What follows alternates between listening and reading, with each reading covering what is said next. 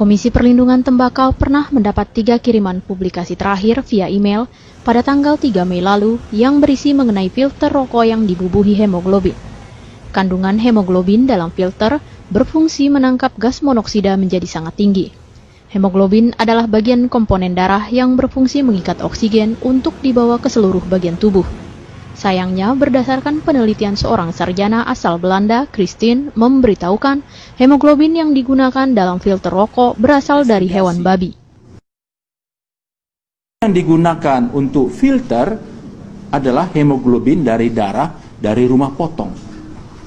Di Eropa, rumah potong yang paling banyak di sana, rumah potong untuk hewan babi. Jadi ternyata filter itu diberikan hemoglobin. Bagus dong.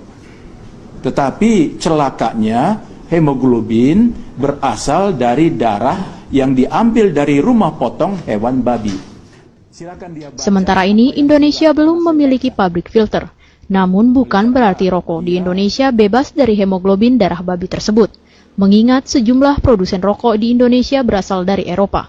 Agustina Hakim, Ramran Afrizal, Kantor Berita Indonesia mewartakan. Informasi berikut ini perlu Anda ketahui khususnya bagi para perokok karena ternyata filter rokok mengandung hemoglobin atau protein darah babi. Fakta ini terungkap dari hasil riset peneliti dari Belanda dan Australia. Majelis Ulama Indonesia akan menyatakan haram jika hasil penelitian itu benar. Kabar itu datang dari Australia. Sebuah portal berita melaporkan tentang hasil riset terbaru bahwa salah satu bahan baku yang digunakan untuk membuat filter rokok adalah hemoglobin atau protein darah babi. Fakta ini diungkapkan oleh peneliti dari Eindhoven, Belanda, Kristen Mendersma, didukung oleh Profesor Kesehatan Masyarakat dari University of Sydney, Simon Chapman. Protein darah babi digunakan dalam filter rokok untuk menangkap bahan kimia berbahaya. Ini merupakan bagian dari rahasia bisnis dan dagang. Menurut peneliti, riset ini untuk meningkatkan kepedulian umat Islam dan Yahudi yang mengharamkan babi.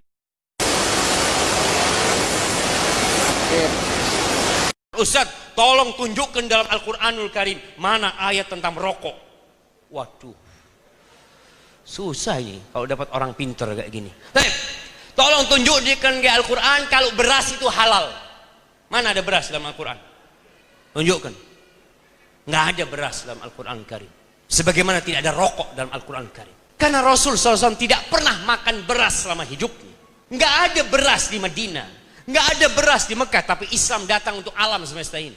Ada kaidah-kaidah umum yang disebutkan dalam Al-Quran Karim. Nabi datang yuhillu lahumut thayyibat wa yuharrimu alaihimul khaba'is. Menghalalkan yang baik-baik, baik halal. Dan mengharamkan yang buruk-buruk. Sampai dikatakan yang buruk itu adalah yang membahayakan. Semua yang membahayakan itu haram. Dan ada sebuah kaidah. Sabda Nabi SAW. La darara wa la dirar. Tidak boleh kita membahayakan diri sendiri. Dan kita tidak boleh membahayakan orang lain. Tidak boleh. Rokok itu membahayakan diri sendiri apa tidak? Membahayakan. Membahayakan orang lain tidak? Membahayakan. Makanya kalau ada orang mengatakan rokok tapi Ustadz masih ada manfaatnya. Oh iya. Adakah bapak yang habis makan ngerokok sama anaknya sama istrinya, anaknya dikasih ini baik ini, cos, anak bagus coba, anaknya suruh nggak ada, bapak jangan ngerokok, bapaknya ngomong sama anaknya jangan ngerokok, ngomong sama istrinya jangan ngerokok, lalu dia ngerokok, lalu mengatakan makruh, loh kalau makruh kenapa anaknya nggak diajak ngerokok? Engkau tahu bahaya ini, maka tolonglah, yang masih mengatakan makruh belajar lagi tentang rokok, manfaat dan bahayanya.